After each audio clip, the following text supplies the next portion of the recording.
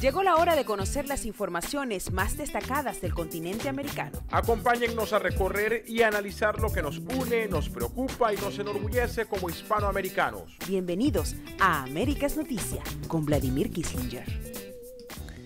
Muy buenos días, feliz tarde y mejor noche para todas aquellas personas que nos acompañan en una nueva oportunidad a través de Américas Noticias, arrancando ya esta semana informativa. Algunos problemitas todavía con el audio, estoy percatándome por supuesto acá con los controles, pero bueno, contentísimo de estar con ustedes en una nueva oportunidad para hacer como de costumbre nuestro acostumbrado recorrido, nuestra radiografía informativa por el continente americano. Hoy particularmente un programa medianamente cargado porque nos toca abordar la situación de Nicaragua. No sé si se nos vaya toda la hora hablando solo de Nicaragua, probablemente porque la situación que se presenta en este país, en nuestra América, es cada vez más compleja, cada vez más preocupante y por supuesto nos toca el rol, el deber de compartir con ustedes las informaciones más destacadas sobre todo de Nicaragua y por supuesto entrar en el acostumbrado debate día a día en esta,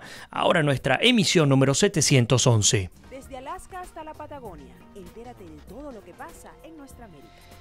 Bien, y quiero darle la bienvenida a todas las personas que nos acompañan en esta oportunidad. Veo que Milagros Calzadilla, Ernesto Bates Mótola, Ibrahim Moreno, Álvaro Vázquez también, Mariela Llerena nos saluda, Rafael Rusián también nos envía saludos, Elías Prato, Carlos Mejías, Pedro Barros, por ahí Mila Pinto, dice hola Vladimir desde La Palma, Canarias, una venezolana más fuera de su terruño. María Eugenia Hernández también, Ana Jiménez nos envía saludos desde Toronto, en Canadá, buenísimo que estés conectada con nosotros, Ana, bienvenida, Magale Maré también, Carlos Pérez Delgado como de costumbre, Oscar Castillo dice hola Vladimir desde Ecuador, por motivos laborales no he podido conectarme tan seguido como quisiera, todos tus videos los veo luego por YouTube, gracias Oscar, bendiciones y éxitos cada día en tu notable labor de informar. Catherine también Pérez está con nosotros, un abrazo especial para Catherine y a Oscar, gracias por tomarte el tiempo para escribir y compartir tu apoyo al programa, lo agradezco infinitamente, un abrazo enorme hasta Ecuador. Bueno, les invito una vez a entrar en materia, siendo que tenemos solamente una hora. Vamos a hablar de Nicaragua en concreto. ¿Cómo han percibido lo que ocurre en Nicaragua? ¿Desde dónde se encuentran? ¿Y cómo ven la cobertura de los hechos más sangrientos en 11 años en Nicaragua desde sus países? ¿Sienten que ha tenido esta situación en Nicaragua la suficiente cobertura? Los dirigentes de sus países, donde sea que se encuentren, han accionado en la búsqueda de soluciones realmente plausibles en Nicaragua. Son preguntas que me encantaría que contestaran para de alguna manera compartir también con nuestros hermanos nicaragüenses que sé que están conectados con nosotros, cómo desde el mundo se mira la tragedia en Nicaragua. Vamos a comenzar con una nota de la prensa de Nicaragua que se titula Paramilitares asesinan a 2 jóvenes de la UNAM en Managua. Los estudiantes señalaron que previo al ataque la directiva de ellos se encontraba reunida para negociar la salida del recinto. Recordemos que producto del choque insistente, violento entre los órganos parapoliciales, paramilitares y policiales de Nicaragua en contra de principalmente estudiantes de las distintas ciudades del país. Bueno, pues estos estudiantes han procurado resguardarse en 2 lugares en particular: en las iglesias y en las universidades, principalmente en la UNAM de Managua. ¿Qué ha ocurrido? Pues estos grupos de choque armados hasta con armamento de guerra han decidido atacar, no importa dónde se encuentren, muy violentamente, con la clara visión de asesinar a quien se atraviese en esta batalla campal. Y esto no es un tema de opinión, es lo que hemos podido retratar a partir de las informaciones. Entonces, por ejemplo, hemos visto el asedio a la universidad en reiteradas oportunidades. Hemos visto cómo en una misma noche matan a 5 a 6 estudiantes, cómo hemos tenido contacto con videos de jóvenes llorando, atrincherados, pidiéndole perdón a sus padres, pidiéndole auxilio, enviándole su amor a sus familiares y reconocimiento en el caso de que pudiese ocurrir cualquier situación. Y es que, lamentándolo mucho ante esta crisis, nadie está a salvo en Nicaragua. Esa es la primera gran realidad. Cualquiera que esté en las calles de Nicaragua es sencillamente un flanco para estos grupos que además han sido armados por Ortega al mejor estilo de los círculos bolivarianos, de los grupos de choque del chavismo en Venezuela, entre otros, solamente para destacar el caso venezolano. Bueno, el hecho es que un ataque de 18 horas perpetrado por los paramilitares orteguistas contra estudiantes que permanecían atrincherados en la Universidad Nacional Autónoma de Nicaragua, sede Managua, dejó 2 jóvenes muertos. Sigue creciendo el saldo día a día, según pudo constar la prensa, pero los sobrevivientes expresaron que el número de fallecidos puede ser mayor. Gerald Vázquez y Ezequiel Gutiérrez fueron los estudiantes asesinados en este brutal ataque. Ambos recibieron un disparo en la cabeza, según confirmó la Arquidiócesis de Managua y las organizaciones de los derechos humanos, entre ellas por supuesto el CENID, que es el Centro Nicaragüense de Derechos Humanos, que recordemos, el régimen de Ortega ha reconocido hasta el momento aproximadamente unas 264 personas asesinadas, caídas en estas protestas de ¿qué será? De ya casi estos 3 meses. Recordemos que comenzaron las protestas el 18 de abril de este año, pero el CENID, que es el Centro Nicaragüense para los Derechos Humanos, habla de al menos 340 personas que han sido asesinadas a lo largo de estos 3 meses. Además, la arremetida dejó una gran cantidad de estudiantes heridos, quienes fueron trasladados a varios hospitales de la capital, hasta donde llegaron oficiales de la Policía Nacional para arrestarlos, según manifestaron algunos médicos y personas que se encontraban en esos centros asistenciales. Los estudiantes, periodistas y sacerdotes que sobrevivieron a la ofensiva fueron liberados a eso de las 8:30 de la mañana, luego que el nuncio apostólico Waldemar Sommertag y el cardenal Leopoldo Brenes gestionaron con la presidencia de la República el cese a la masacre de sus paramilitares. Una multitud se trasladó hasta la Catedral Metropolitana de Managua, donde recibieron a los sobrevivientes como héroes de patria. La mayoría de las personas lloraban, cantaban el himno nacional y rezaban el rosario, mientras se escuchaba el ruido de las ambulancias en las que eran trasladados algunos estudiantes notablemente cansados y con lesiones menores. Parte del drama, insisto, que se vive hoy día en Nicaragua. Y nos preguntamos cuál debe ser el papel de la comunidad internacional ante tal situación. Es una pregunta recurrente, la hemos hablado cuando ha ocurrido ataques de esta naturaleza en Cuba, en Venezuela, entre otros países, y lo volvemos a preguntar: ¿cuál debe ser el papel de la comunidad internacional? Les tenemos ya elementos concretos que vamos a colocar sobre la mesa, pero de cara a este tipo de masacres, ¿hasta dónde debe llegar la comunidad internacional en términos diplomáticos, en términos económicos, en términos militares? ¿Hasta dónde ustedes consideran que deben llegar los cuerpos internacionales? A ver, Liz Crowley nos dice: yo estuve en Nicaragua el 2006, muy lindo, orando por Nicaragua, sin duda. Ernesto Bates nos dice una versión de la situación venezolana, aunque pienso que sin tanto apoyo internacional y económico, no creo que aguante como lo ha hecho el narcogobierno venezolano. Fíjate, Ernesto, y para todos los que nos acompañan, sí, hay una coincidencia en lo que comentas, y lo he dicho ya acá. Un buen amigo nicaragüense me comentaba que cuando yo le decía, apenas arrancando en abril las protestas y los primeros caídos, recuerdo el periodista digital que cayó, incluso fue grabado el momento en el que recibió el disparo en la cabeza, y luego los 4 primeros estudiantes de la UNAM. Le comentaba a esta persona que, bueno, que veía con muchísimo terror y temor, por supuesto, lo que ocurría en Nicaragua, porque me hacía recordar a Venezuela. Y él me decía: sí, pero nosotros somos distintos. Aquí van a ocurrir 2 cosas distintas a las de Venezuela. La primera es que van a caer miles de nicaragüenses. Él decía, por lanzar una cifra, 5.000 nicaragüenses. Pero la segunda es que los nicaragüenses no van a salir de las calles, no van a dejar de protestar o de presionar hasta que el régimen de Daniel Ortega caiga. Eso me lo comentó cuando apenas la cifra ascendía a 5 personas asesinadas. Ya llevamos 300 en solamente 3 meses, para que tengamos una idea de la magnitud de lo que ocurre. Entonces, pues sí, no creo tampoco que el régimen de Ortega llegue a aguantar tanto como lo aguantó el venezolano. Las naturalezas son distintas. Y en un segundo lugar, hay que entender que no es que Nicaragua tiene menos apoyo internacional que el que tiene hoy día Venezuela. Lamentándolo mucho, para que Venezuela llegase a tener el apoyo que tiene hoy día, tuvieron que pasar 20 años. Anualmente mueren 28.000 personas en Venezuela. A causa de la violencia política hay cientos de personas detenidas, hay personas desaparecidas, hay asesinados todos los años. El año pasado nada más llegamos a una cifra aproximada de los 150 asesinados. Sin embargo, insisto, en el caso de Nicaragua es novel la situación. ¿Por qué? Bueno, porque Ortega tiene gobernando ya 11 años y en 11 años no había ocurrido tal escenario.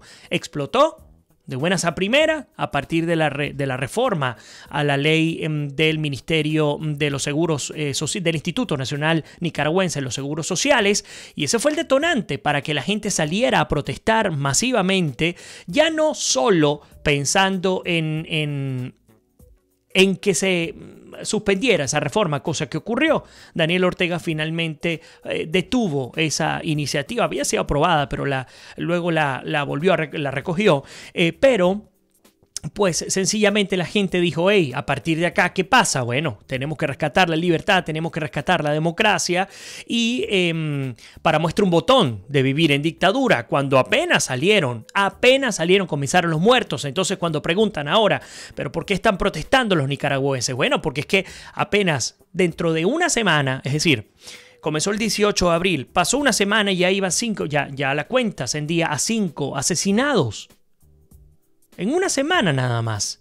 Han pasado 3 meses y cada día que pasa sigue sumando víctimas del régimen de Ortega. Un régimen que se le ve, como a todos aquellos que son dictatoriales, la costura a la hora de enfrentarse al primer problema de gobernabilidad. Inmediatamente sucumben ante la tentación de la violencia, ante la tentación de sacar las armas y los grupos a la calle, y además de valerse de grupos parapoliciales como por ejemplo las juventudes sandinistas y los grupos de choque que allá son llamados turbas. Allá saque usted las conclusiones de las coincidencias.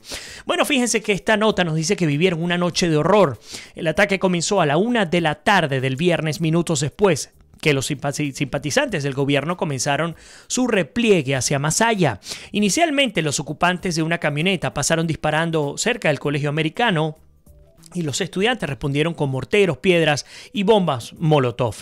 Al caer la noche, los paramilitares aprovecharon la oscuridad para seguir disparando contra el recinto universitario. La joven Valesca Sandoval, quien se encontraba en una de las trincheras, narró con los primeros disparos bueno, pues que estos disparos salieron del sector del Estadio Nacional de Fútbol. Luego los paramilitares se tomaron la Plaza 101 y colocaron francotiradores, por lo que los estudiantes se replegaron y los atacantes ingresaron a la UNAM por el CDI Arlencio. Nos dice que fue horrible, como una película de terror. Solo mirábamos cómo venían las trazadoras Dragunov, las AK-47, se subieron arriba de los negocios que están alrededor y entraron cuando nosotros huimos. Quemaron el Arlencio y una parte del pabellón 68 de la universidad. También se metieron por el cauce y nos lograron acorralar hasta el lado de la iglesia. Por suerte el padre nos ayudó y nos refugió. El padre salió con una bandera blanca. El fuego nunca cesó. Esto lo dice la estudiante Sandoval. Ahora, hablando de paramilitares, que es otro elemento importante, los representantes de la arquidiócesis de Managua estimaron que unos 200 jóvenes fueron refugiados en la parroquia Jesús de la Divina Misericordia mientras los paramilitares disparaban contra el templo católico. Paramédicos, representantes de los derechos humanos y de la Iglesia Católica trataron de socorrer a los jóvenes, pero la Policía Nacional acordonó el perímetro de la universidad para evitar que llegara la ayuda humanitaria. Es el asedio directo y el mensaje claro. Hay una orden de limpieza, hay una orden de exterminio y esto además lo suscribe Amnistía Internacional. Entiéndanme, lo suscribe, me refiero a que ya lo ha demostrado con creces y con pruebas Amnistía Internacional y el Centro Nicaragüense para los Derechos Humanos, el CENID, que han destacado que bajo la lupa, bajo el lente, bajo el paraguas de Daniel Ortega, hay ejecuciones extrajudiciales a lo largo y ancho de Nicaragua. Es una realidad. Y ya la realidad no solamente depende de la denuncia que ha interpuesto el CENID y Amnistía Internacional por ante distintas organizaciones, entre ellas la OEA, sino también los testimonios registrados por jóvenes, por manifestantes nicaragüenses que están allí en vivo, con un celular, con una precaria conexión a internet, comunicándole al mundo, mostrándole al mundo sin edición, sin manipulación periodística, sin ningún tipo de orientación, más allá que la denuncia de lo que está ocurriendo en el momento, denunciando la matanza, la masacre por parte de los organismos policiales y parapoliciales del régimen de Ortega. Ahora, aquí salta entonces la primera gran pregunta, y la primera gran pregunta es: ¿qué se está haciendo internacionalmente? Sabemos que dentro de Nicaragua están estas protestas que no cesan. Los nicaragüenses, aún con el miedo y con el terror en la mano, también quieren y expresan querer seguir luchando por la libertad, por la democracia, por rescatar su derecho. Incluso hemos visto cómo se ha intensificado la migración masiva de nicaragüenses, aquellos que sienten miedo y terror por sus vidas, salen con niños muy pequeños a pie para cruzar la frontera y tratar de ir a algún otro país, por supuesto siempre mirando hacia el norte, pero entonces nos preguntamos ¿qué ocurre fuera de Nicaragua? Porque ciertamente la lucha es en Nicaragua, es de los nicaragüenses y exclusivamente de ellos, pero cuando se ve que ocurren este tipo de asesinatos, de ejecuciones masivas, a plena luz del día, ¿qué debe hacer la comunidad internacional? Eso es lo que les he preguntado y me gustaría conocer su opinión. ¿Qué debe hacer la comunidad internacional? ¿Hasta dónde debe llegar el papel de la comunidad internacional? Hemos visto cómo autoridades, por ejemplo, entre otras norteamericanas y también colombianas, se manifiestan ante este tipo de situaciones sobre Venezuela diciendo: hey, es que, parafraseando, prácticamente hay una corresponsabilidad de los países del continente en haber permitido que Venezuela llegara hasta acá. Ahora, en el caso de Nicaragua es ligeramente distinto porque la explosión fue inmediata. Estamos hablando que de 11 años para acá, solo ahora es que se vive algo similar. Ahora, sí, se está viviendo en este momento. ¿Qué debe hacer la comunidad internacional? A ver, incorporo nuevos comentarios. Milagro, vamos a ver un poco más atrás si se nos va no, estamos bien. Elena Madán, como siempre. Alexis Márquez. Milagro Calzadilla dice: situación similar a Venezuela cuando hubo las protestas. Dios mío, qué horror. José Luis Curvelo, también un abrazo para ti.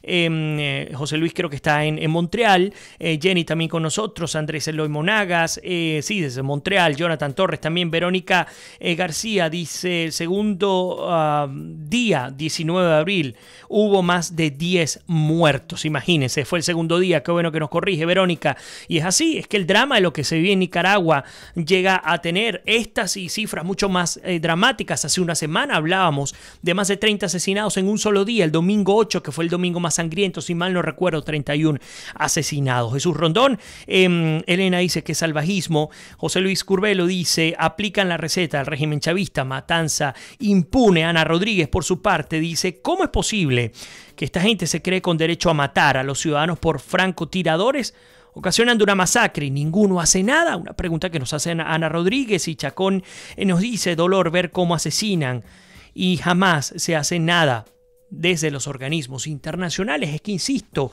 la pregunta es ética, es operativa también, porque hay que entender el tema diplomático, hay que entender el tema de la no intervención, pero también hay que entender el tema de la respuesta oportuna ante las masacres.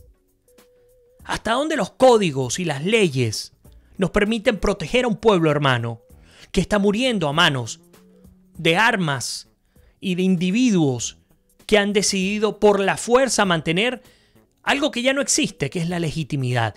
Lo he dicho, usted puede llegar por voto, señores, a cualquier cargo público, pero si usted pierde la legitimidad, no hay más nada que hacer sino que renunciar, porque no son cargos vitalicios, porque no es un reinado, porque sencillamente usted es un funcionario público y en el momento en el que el pueblo decide, hey, no más, y comienza con sus hechos, con sus acciones democráticas, entre ellas la protesta y la presión nacional, pues usted tiene que tomar decisiones en favor del pueblo. Les voy a colocar un ejemplo de un país del que poco se habla, y es justamente Haití.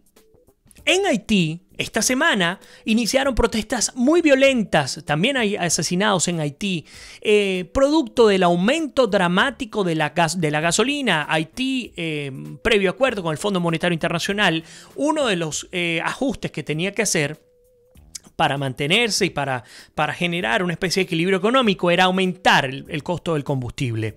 En algunos casos aumentó del 30 y tanto por ciento hasta el 50% el costo. Esto significó una explosión social. La gente salió a las calles. El aumento del combustible quedó sin efecto, pero continuaron las protestas. ¿Qué ocurrió? El primer ministro decidió renunciar, hacerse un lado, hacer que bajaran las aguas y permitir que otros gobernantes pudiesen continuar. Por la paz, por la estabilidad de su país. Estoy hablando de Haití, no estoy hablando de Holanda, ni de Dinamarca, estoy hablando de Haití, uno de los países más pobres de nuestro continente. Entonces, por el contrario, vemos situaciones, podemos hablar de otros países donde apenas cuando se ve vulnerada la inestabilidad, la estabilidad democrática, se hace en un lado también. El caso de la investigación y la vacancia a PPK, Pedro Pablo Kuczynski en Perú. PPK dijo, está bien, yo veo que esto es inevitable, pues firmo entonces mi renuncia y me voy. Tranquilo. Entonces, a diferencia de este tipo de ejemplos, vemos situaciones como las de Venezuela, las de Cuba, las de Nicaragua, donde no importa cuántos mueran. El punto es permanecer en el poder por el poder. Así de sencillo. A ver, incorporo nuevos comentarios. Dice Liz Crowley, dice, hay que ponerle sanciones, esto es un abuso. José Palacio dice, de que cae, la diferencia es que en Nicaragua hay más valentía y amor por su país. Por allí dice Joseph también, la misma versión venezolana en Nicaragua y la ONU son solo palabras.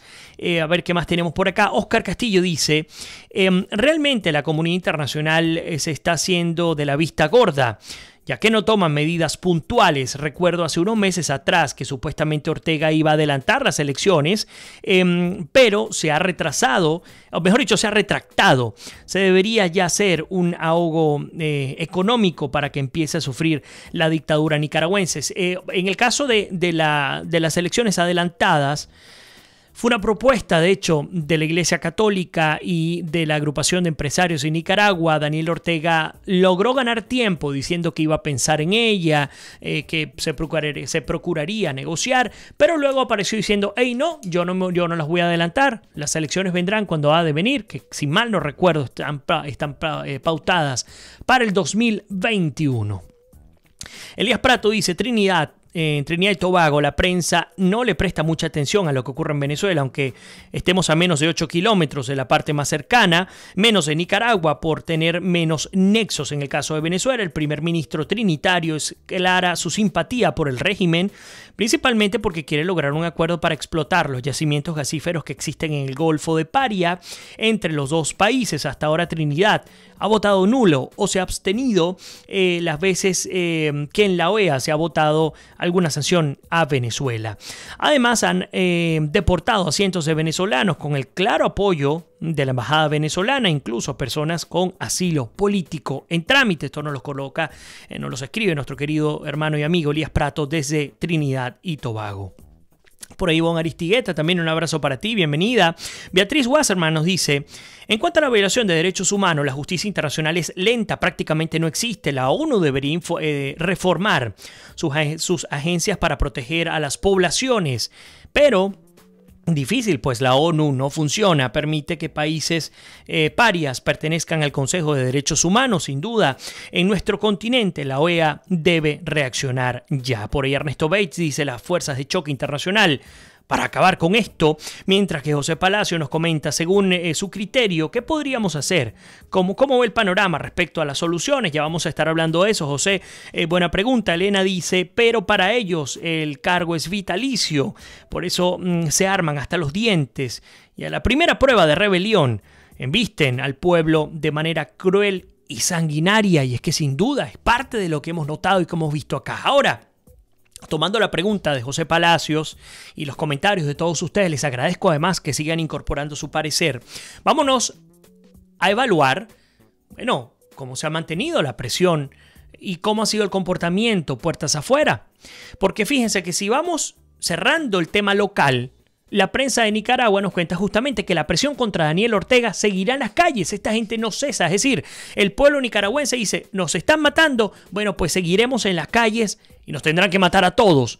En la búsqueda, en la lucha por la democracia, no vamos a salir de las calles. Las protestas en las calles se mantendrán hasta que Ortega acepte el adelanto de las elecciones, aseguraron los miembros de la Alianza Cívica. Cientos de nicaragüenses volvieron a tomarse las calles de Managua, Nueva Segovia, Madrid y Matagalpa este fin de semana en multitudinarias caravanas y marchas en expresión de repudio y exigirle la renuncia al presidente designado Daniel Ortega por los más de 350 asesinatos producto de la represión de los paramilitares y antimotines del régimen.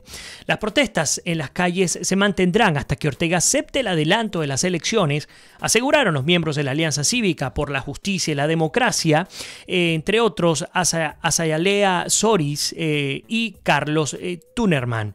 Ambos miembros de la alianza informaron que no se descarta convocar un paro nacional indefinido para incrementar la presión. E insisto, ahí entramos a la pregunta necesaria. Si desde Nicaragua se adelantan estas protestas, ¿qué ocurre afuera? ¿Hasta dónde se debe llegar? ¿Qué ha adelantado la OEA? Bueno, todos estos elementos los vamos a estar discutiendo en esta segunda parte del programa. Vamos a hacer una pequeñísima pausa en nuestra emisión 711 y ya regresamos con muchísimo más de América es Noticia. No se vayan, que ya volvemos.